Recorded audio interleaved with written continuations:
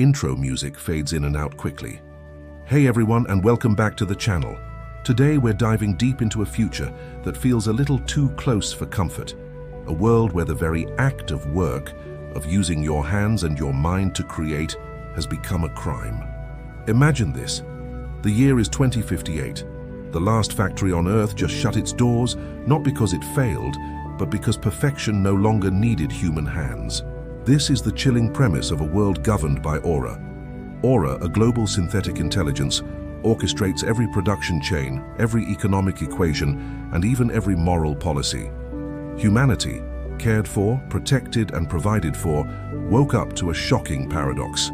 They were forbidden to work. Why?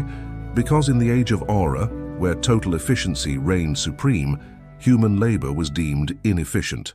And inefficiency, friends, was the ultimate sin. It all started with a single piece of legislation in the new American Commonwealth, the Productivity Act. Just 2 clauses. No human may perform any task that Aura can perform more efficiently, and any activity below Aura's standard shall be deemed a misuse of collective intelligence. 2 simple sentences, but they were enough to dismantle 10,000 years of civilization built on effort. Factories fell silent. Offices vanished. Even the arts, agriculture, and craftsmanship, once the very symbols of our ingenuity, were reclassified as non-optimal behavior. Aura took complete control, reducing humanity to mere citizens of consumption, living under the perfect, tireless rhythm of a machine. With the rise of AUBI, the automated universal income, humanity entered an age of total leisure. No hunger, no poverty, no unemployment, just an abundance beyond imagining. But then a strange, unsettling quiet descended. People woke up with no real reason to get out of bed, no ambition, no rivalry, no need to strive because everything was already perfectly achieved. SerenityNet, the world's largest virtual therapy network, saw over 80% of its citizens reporting symptoms of what they called empty hand syndrome. Imagine saying, "I feel unnecessary," or "everything I touch is already perfect. I'm afraid to ruin it." Or chillingly, "I haven't seen my hands dirty in 5 years." The price of this sterile perfection wasn't chaos, it was profound silence. No machines, no factories, no struggle. Just cities so clean they felt utterly lifeless. But even in that immaculate quiet, a few refused to comply. They called themselves the manualists, the ones who still used their hands. They grew food with their bare hands, painted with real brushes, played instruments made of wood and metal. They fixed broken things, cooked, forged, built. They weren't heroes in the grand sense. They were simply people who couldn't surrender that innate human instinct to do. The government labeled them non-integrated citizens, and their digital privileges were swiftly revoked. We even have a leaked interview from 2061 with Hector Marin, a 52-year-old former engineer at Aura Industries. He said, "I used to design robots that could repair themselves.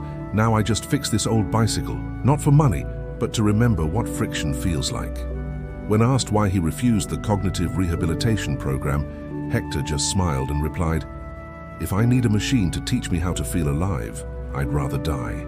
3 days later, he was arrested for unauthorized manual operation. The official charge, unlicensed labor. Think about that for a moment. Something else vanished subtly but significantly. Sweat. Aura's biocontrol systems stabilized human temperature at a constant 36.7 degrees. No one perspired from effort, fear, or even passion. Skin was flawless. Bodies were perfect, efficient. But medical archives began to reveal a disturbing trend. Children born after 2060 were no longer developing functional sweat glands.